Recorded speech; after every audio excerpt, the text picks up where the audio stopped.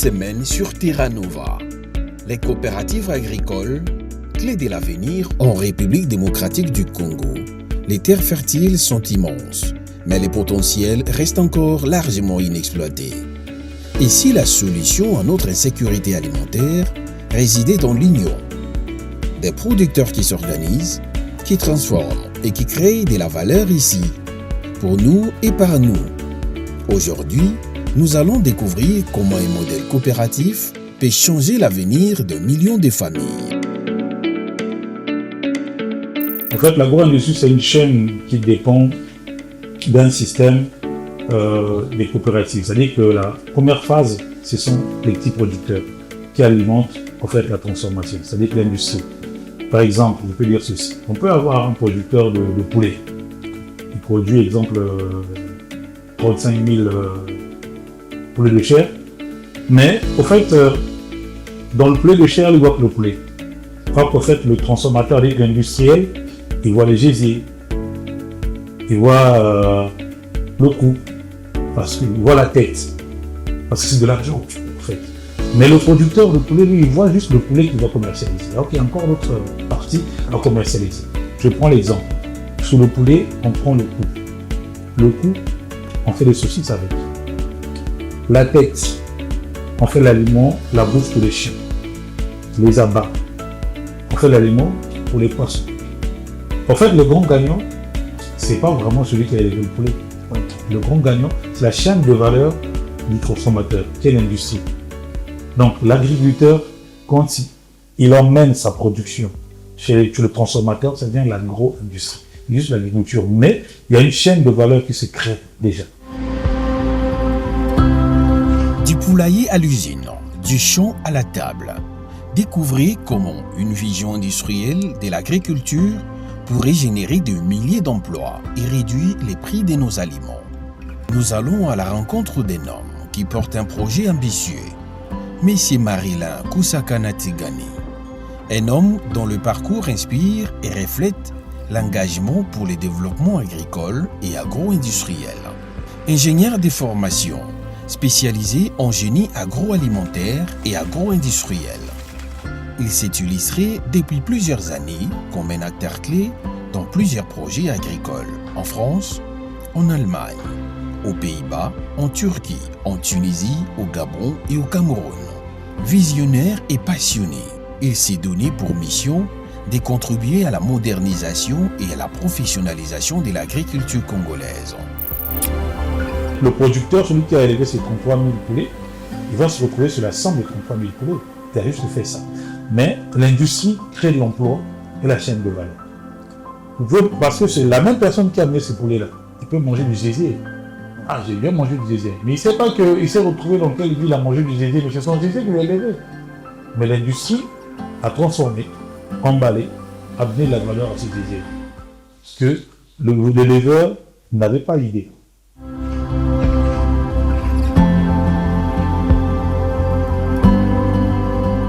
Agro-industrie, un terme souvent perçu comme technique, voire lointain, mais pour M. Kusakana, ingénieur agro-industriel, c'est avant tout une histoire de chaîne de valeur. Car derrière un simple poulet ou une tomate, il existe tout un univers de transformation, d'emploi et de revenus supplémentaires. Vous avez parlé de la chaîne de production tout à l'heure. Quelqu'un veut peut-être comprendre, lorsque on prend un exemple de la tomate par exemple, Oui. qui est une culture maraîchère bien sûr. Alors, si vous voulez travailler sur la tomate, de la sémence à la transformation, quelles sont les étapes qu'on peut retenir par rapport à l'exemple du zézé que vous avez donné, mais ici, je reviens un peu par rapport aux végétaux. Bon, en fait, la tomate, d'abord, c'est un problème qui se base sur le laborantin. Le laborantin détermine, en fait, la souche. Chaque sol a une souche déterminée. Bon, ici en Afrique, on mélange un peu tout. Par exemple, nous, on a une terre, il y a beaucoup de sédiments, il y a beaucoup de sels minéraux. Donc, ce qui fait qu'on n'a pas vraiment besoin de souches de base. Mais il y a des souches, prends l'exemple de maraîcher. Moi, j'aime pas trop ce mot-là parce que ce mot-là caricature beaucoup de choses sans qu'on puisse s'en rendre compte. Moi, je préfère, en fait, que ces maraîchers-là, plus tard, pour ce qu'on veut faire, ça doit être des coopératives. Parce qu'il y a un vide qui se crée. Pourquoi j'aime pas ce mot-là? Ce mot-là crée une pauvreté sans qu'on puisse s'en rendre compte. Je vous explique. Une maman maraîchère qui a un site d'1 hectare, qui a planté, qui attend pendant 3 mois ou soit 2 mois et demi pour vendre. Vous savez, dès qu'elle vend, elle va peut-être mettre le terrain en jachère peut-être 15 jours, elle replante encore. Mais imaginez-vous qu'elle a 3 mois, qu'elle n'a pas de revenus. Or, la meilleure chaîne pour transformer la tomate, c'est très simple. Avoir plus de terrain qu'on synchronise, et ces terrains-là, la maman, par exemple, ce mois-ci, si elle est dans une coopérative, elle va s'enrichir comment? C'est très simple. 10 personnes, on leur donne par exemple 40 hectares. Dans les 40 hectares, il y a chaque secteur qui est planté pour synchroniser étape par étape. Exemple, cette semaine, on récolte telle zone. Elle se retrouve aussi. De la même culture. La même culture. OK? Je prends l'exemple. Prenons 48 000 hectares. 40 000 hectares, on peut dispatcher ça en 1200 coopératives. 1200 coopératives, on a 12 000 emplois. Vous voyez un peu. Et c'est une chaîne qui va se créer en synchronisant avec l'industrie.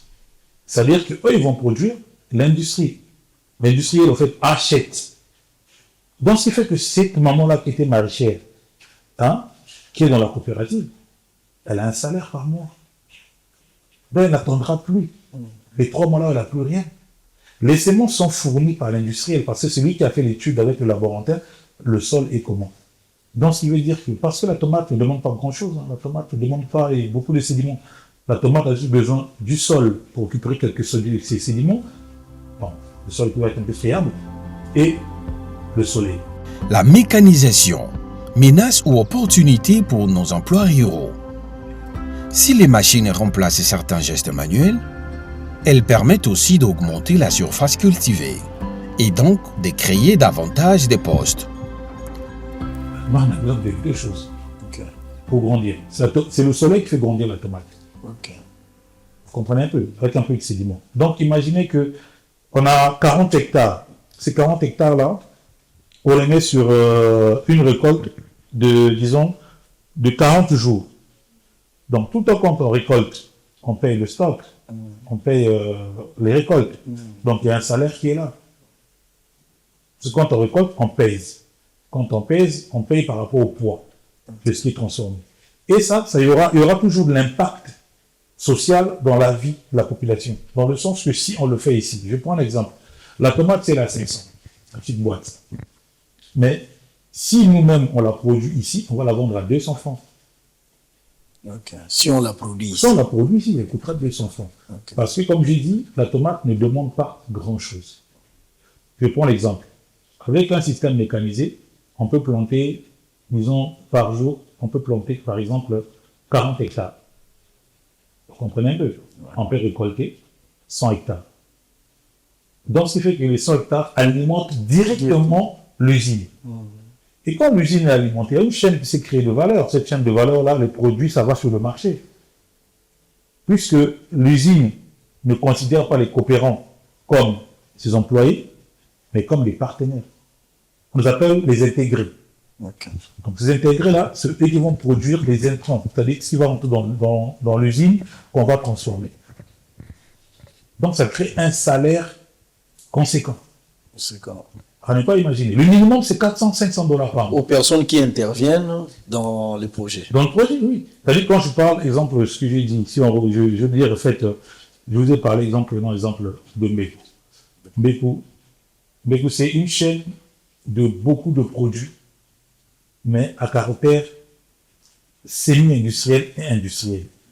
Je préfère ce mot-là pour les maraîchers. Ça leur permet d'avoir une image, d'avoir, comment je peux dire, moi je vais appeler ça. C'est-à-dire qu'ils puissent avoir vraiment un respect par rapport à l'État. Une considération. Pourquoi je parle d'une considération? Aujourd'hui, si quelqu'un vous dit qu'il a les champs de tomates, on dit, celui-là. Mais parce qu'on ne connaît pas la chaîne, en fait. On achète le produit fini. Je reviens sur la tomate. La tomate, quand ça rentre dans l'appareil, dans les centrifugeuses, on enlève la peau. Cette peau-là, moi qui produis le poulet, j'en ai besoin. À quel niveau? Cette peau-là, je la mélange avec la nourriture des reproducteurs, on appelle les parentaux. pour éviter que les femelles puissent prendre du poids. Donc, dans la fabrication d'aliments, oui, ils se mettent là. Oui, on intègre la peau de la tomate parce qu'il y a l'acide. Cet acide-là empêche les reproducteurs qui vont faire les coussins, les œufs qu'on a dans le couvoir, de prendre du poids. S'ils prennent du poids, ils ne pourront plus s'accoupler. Donc la tomate a toujours une chaîne de valeur. Donc ça joue un double rôle. Je reviens un peu sur le coopérative parce que ça m'a beaucoup intéressé. Oui. J'arrive au plateau de Batéké, tout le monde a son champ, il travaille, mais il faut parler de coopératives. C'est-à-dire qu'il faut mettre les gens ensemble. Oui. Alors, quel est le critère de choix pour, si vous voulez mettre les gens ensemble? Vous allez vous atteler à quoi?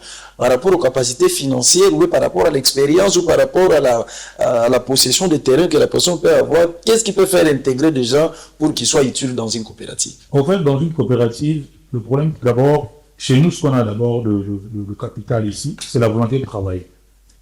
On a cette volonté-là. En créant les coopératives, si on part sur la base que la personne doit déjà être, disons, la personne doit déjà avoir des terrains, non, on a tout cassé. Là, on a tout faux fait. On a tout faux. Les ministères ont des terrains. L'État doit créer une agence. Ce qu'on appelle, je l'ai appelé la DAN. La DAN, c'est l'agence de développement de l'agriculture au Congo. Cette agence-là aura pour mission d'identifier ceux qui sont déjà producteurs, ce qu'on appelle actuellement les maraîchers. Connaître au fait comment ils travaillent. Après, pour leur donner le courage, l'engouement de rentrer dans un projet, c'est leur faciliter tout ce qui est physique. Parce qu'ils font déjà quelque chose. Ils font déjà quelque chose de physique. Maintenant, il faut leur apporter quelque chose de nouveau. La personne qui a l'habitude de se courber, ne se courbe pas, mais pour enlever les mauvaises herbes. Il y a un système de ciseaux automatique, il est juste debout, pas il enlève les mauvaises herbes. C'est la machine qui passe, on appelle les semoirs pour planter. Les récoltes, il y a une date donnée. La machine passe et récolte. Donc, leur rôle, c'est quoi? C'est juste enlever les mauvaises herbes. Vous facilitez le travail, qui ne va pas accepter. Avant, je me courbais tout quand j'avais mal au dos. Mais là, tout ce que je fais, je suis debout, j'ai une machine qui enlève les mauvaises herbes. Parce que c'est pas moi qui plante, c'est la machine qui plante. C'est pas moi qui récolte, c'est la machine qui récolte. C'est moi qui soulève le poids. Ces personnes qui étaient déjà habituées à soulever le poids, en leur exposant cet aspect-là, ils vont se dire oui, on est partant. Parce qu'ils faisaient déjà, exemple, 1 hectare en se courbant. Mais là, ils pourront faire 100 hectares debout. Donc, ça leur facilite le boulot d'abord. Voilà. On allège le boulot avec le mécanisme. Les machines sont là. Donc, s'il y avait une production, exemple, qui partait sur, en 3 mois, la personne a là se courber pour faire un champ d'1 hectare, la personne va seulement passer, soit la personne a du repos. Ça passe pour eux de faire ça tous les jours, peut-être une fois par semaine. Puis pour retirer les mauvaises herbes. Donc ils surveillent au fait. Ils donnent la possibilité que la tomate puisse fleurir rapidement, que ce soit le tournesol ou quoi que ce soit. Donc ce qui fait que ces personnes-là, ce sont eux qui vont permettre la croissance rapide. Parce qu'il n'y aura pas de confusion, il n'y aura pas de bagarre des sédiments entre éléments et éléments. Voilà. Vous comprenez un peu? La tomate ne va pas se battre avec les mauvaises herbes ou les sédiments. Concurrence alimentaire. Donc ils vont juste passer. Ils nettoient la semaine prochaine, donc ils se reposent. Ils peuvent aussi avoir autre chose à faire aussi après. Et si la clé s'est trouvée dans la coopération?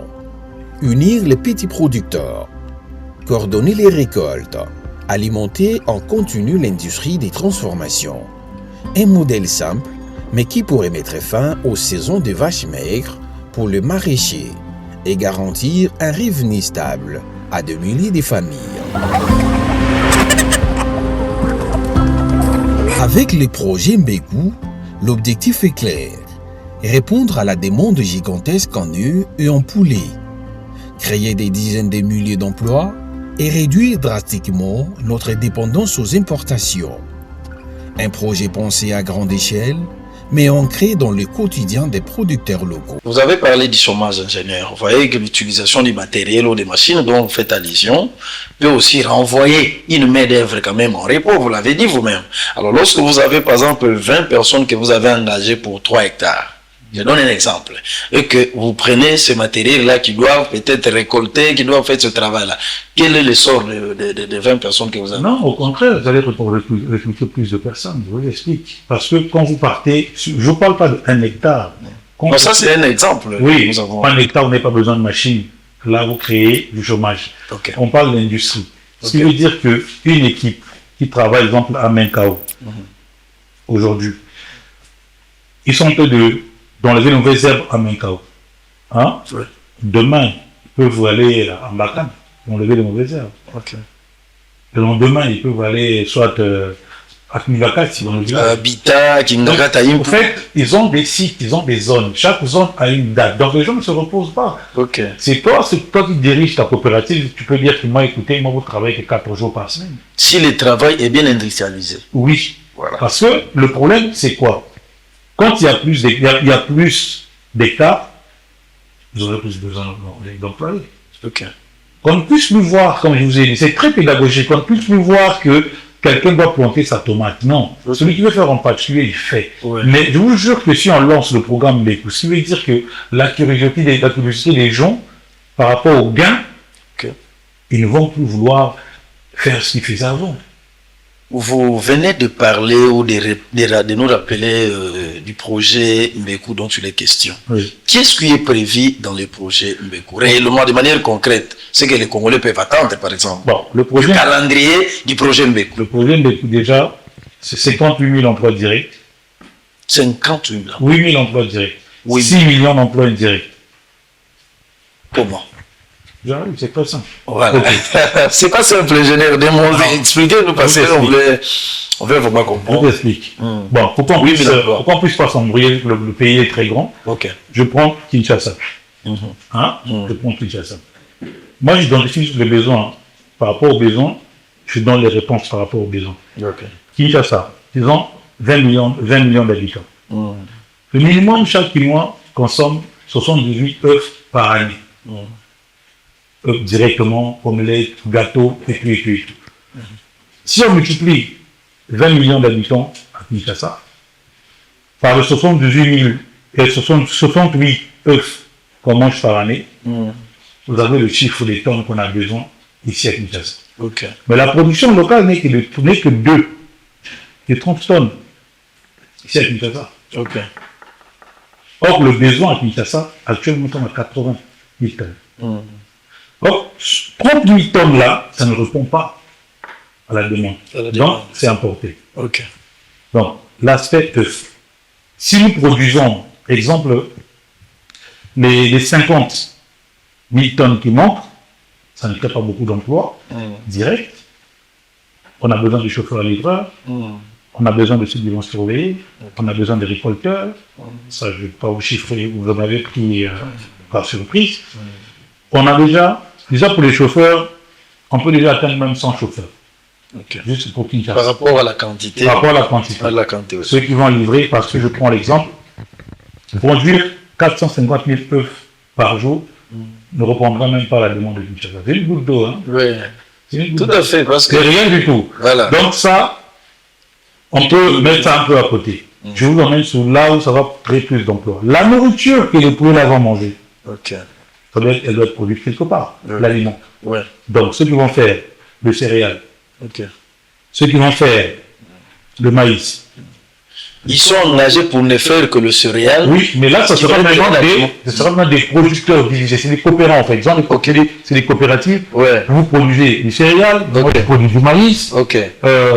En fait, tout le monde produit. Ouais. La finition, c'est le transformateur de l'aliment. Ok. Vous comprenez un peu? Nos frères qui sont au Congo central là-bas, ils auront quel rôle à jouer?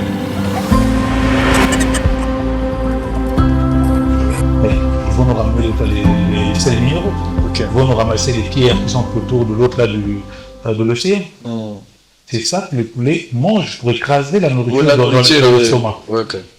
Dans la bouffe des poulets, il y a de la pierre dedans. Oui, je sais. Vous comprenez un peu? Ok. Dans ces pierres-là, il y a les sels minéraux. Ok. Et ça permet d'ajouter du sel dans leur corps et ça les rend robustes. Donc on arrive, et ça ramène du calcium, pour leur permet de faire les œufs facilement.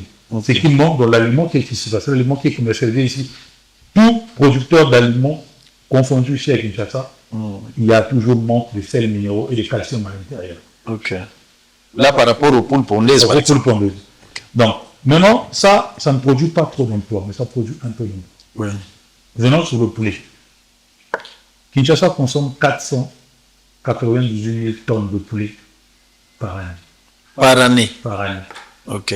Bon, il nous faut, pour répondre à ce besoin-là, puisqu'on n'est pas producteur, Dayton produit 3 000 tonnes seulement. Donc, si vous enlevez 3 000 tonnes sur 498 000 tonnes, c'est rien. C'est rien. Donc, si nous-mêmes nous produisons, si nous-mêmes là, on décide de produire, il nous faut au minimum 5 abattoirs. Ok. Ces 5 abattoirs-là, la capacité de chaque abattoir, c'est 150 000 poulets par jour. Par jour. Oui, pour atteindre la consommation de Kinshasa par jour. Ouais. Donc, il faut multiplier 150 000 fois 4. Fois 4. Ouais. Ça, c'est ce que nous consommons par jour à Kinshasa.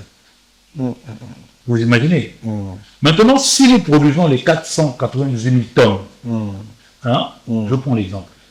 Les emplois directs, chaque abattoir, au minimum à l'intérieur, c'est 800 personnes. Ça, c'est le minimum. Chaque abattoir. Multipliez ça par 5. Ça, c'est les emplois. Ok. Moi, je vois. Je ne parle pas des administrateurs. Oui, oui.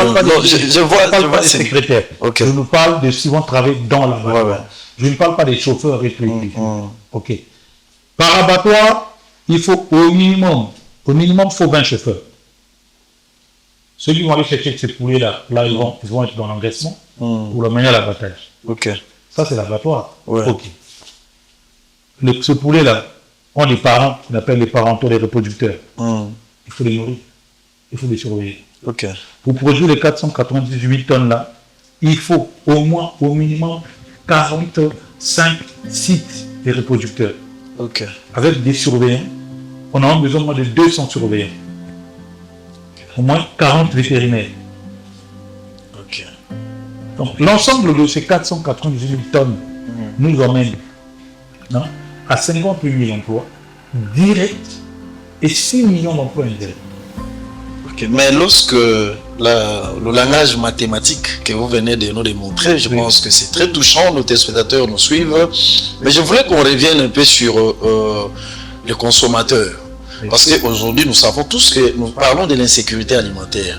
Parce que lorsqu'on parle de l'insécurité alimentaire, il y a l'indisponibilité du produit et aussi l'insatisfaction. Parce que ce tonnage ici a besoin des acheteurs, a besoin des preneurs. Vous pensez que lorsque vous avez 400 000 tonnes telles que vous avez évoquées là, à Kinshasa par exemple, ces quantités-là peuvent être évacuées. Il faut beaucoup plus de vulgarisation pour qu'on arrive à tuer beaucoup plus de gens à consommer les œufs. Oui, mais c'est ça le souci. Exemple, je prends dans le projet Bégou, l'œuf à 200 francs congolais. Ok. L'œuf à 200. Alors que le prix actuel c'est 1000 francs à 1200. Le poulet de poids 12 est à 3500. Lorsque on arrive à exécuter le projet Mbeko, par exemple, dans l'espace, alors l'œuf à 65 grammes est à 200 francs. Un poulet de poids 12 que nos mamans achètent, je ne sais pas combien ils achètent ça, il est à 3500. Ingénieur, je pense que les gens qui nous suivent, ils considèrent que ce que vous donnez comme information, comme élément, c'est très sensible par rapport aux financeurs, aux gens qui ont l'argent, qui peuvent facilement engager des frais pour faire de tels projets. À Kinshasa ou au Congo en général, nous avons un problème déjà avec la taille de tels projets, parce que ça n'a jamais existé. Alors, de manière un peu pratique, lorsque vous travaillez sur le projet Mbeko, quelles sont les difficultés, les contraintes que vous avez dans l'exécution de ce projet ici? Parce que, logiquement parlant, le projet est déjà conçu, il vous faut une départ, parce que c'est trop sensible, ça va beaucoup plus saturer les gens qui nous suivent, et voilà quand même le genre de projet dont on a besoin dans ce pays. Quelles sont les contraintes que vous avez pour ce projet, connaissant la réalité que nous avons ici au pays?